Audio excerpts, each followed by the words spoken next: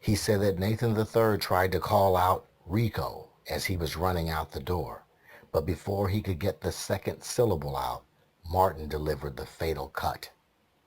Jones said he did go to Malika Martin's house at 6 a.m. That's when she confessed to him that she had killed them all, one by one. According to Reco, Malika then said that she had no problem killing them because she hated children. She had always hated children.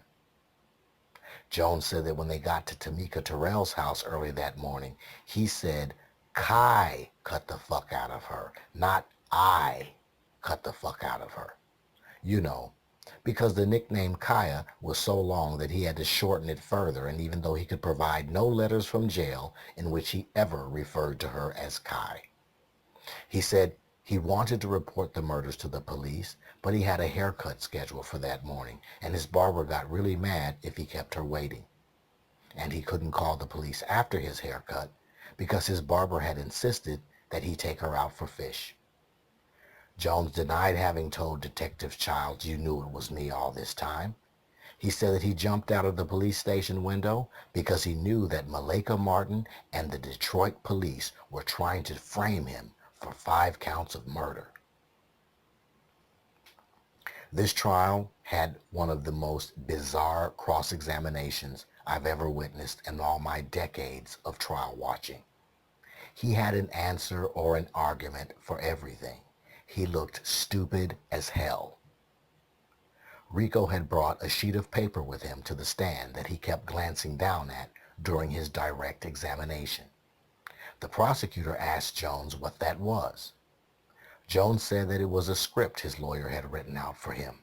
He said that McWilliams wouldn't let him tell his story his way, and that in fact nobody wanted to hear the real story of what happened, so he was just going with what his lawyer told him to say.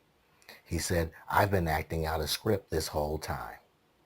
When the prosecutor followed up with more questions about this script, Jones replied, "I plead the fifth." The judge sent the jury out and explained to Reco that he had given up his right to remain silent when he decided to take the stand. When the jury returned, Jones tossed the paper down on the table and said, "Forget it. This script is just putting me further in the hole." Outside the presence of the jury, the judge asked McWilliams about this script. McWilliams said that it was just a timeline that they had written out when they practiced his testimony, that it wasn't like a movie script with directions on what to say or anything like that. When court resumes, Samowski asked Jones how his blood had ended up in the kitchen counter in Yolanda's house, mixed with the blood of all 5 victims. Jones said that he had tried to break up the fight between Malika and Yolanda and had gotten cut.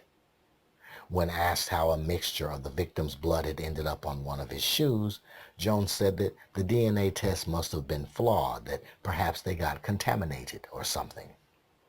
The prosecutor walked Jones through the blood evidence on the staircase, pressing him to admit dragging 5-year-old Nathan Jr. down the stairs and into the living room.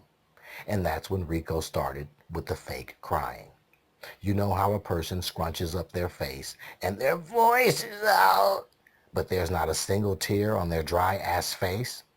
He said, "I was so scared. She had already started with little Nate."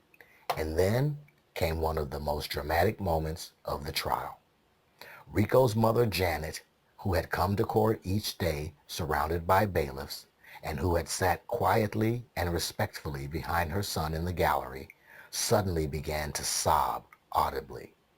She clapped her hand over her mouth and power walked out of that courtroom. This was the moment that Rico's mother realized that her son was a savage killer. I'm sure she'd heard that fake cry before, that she recognized the look in his eyes. She knew he was lying. She never came back to court. I think that says something about Rico's mother. In most of the trials I have watched, mothers back their children despite mountains of evidence, but it seems this was one mother that came to court seeking the truth.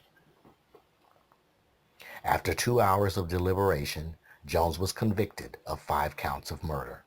Michigan doesn't have the death penalty, so he was sentenced to 5 life sentences with no possibility of parole. Jones barely spoke above a whisper at his sentencing. He said that he hadn't meant to kill them. He said he testified because he loved Yolanda, that they had planned to get married, and he wanted to tell the story of what happened that night in his own way. His lawyer tried to say that Jones was just a young street kid that had been overwhelmed by seasoned police officers who tricked him into confessing. Interestingly, Monica Childs later filed a lawsuit against the city of Detroit as a whistleblower. Her suit alleged that the Detroit police routinely use illegal methods to obtain information, including confessions.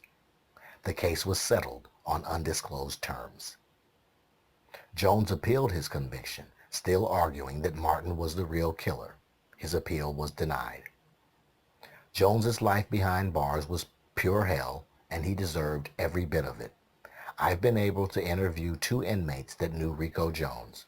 I've verified that they were, in fact, in the same prisons as Jones at the same time. These men don't know each other, but their accounts are similar. It was straight up open season on Reco Jones from the minute he hit the building. He wasn't placed in protective custody for some reason. He was constantly getting into fights with inmates, and he got jumped at least once. In 2008, Reco Jones was housed at Freeland Prison in Michigan. He got into a fight with another inmate and ended up stabbing the guy with a homemade shank.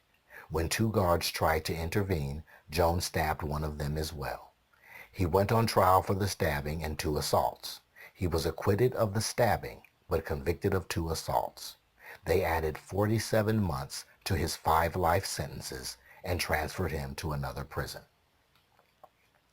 Jones seems to have been abandoned by his people on the outside. After a few years, even desperate-ass Tamika Terrell stopped writing him and sending him money.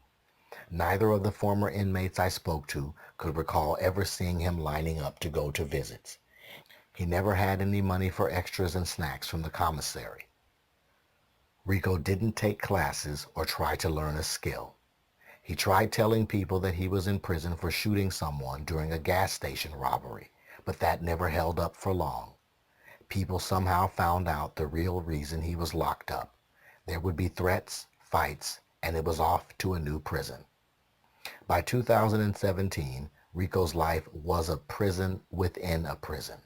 Too terrified to close his eyes at night for fear that his cellmates would smother him in his sleep, he stayed up all night sweating bullets.